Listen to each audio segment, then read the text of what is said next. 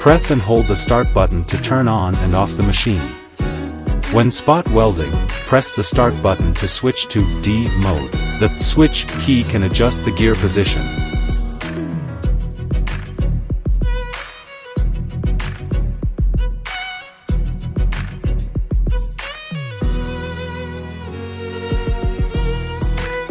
During burn-in, press the start button to switch to S mode.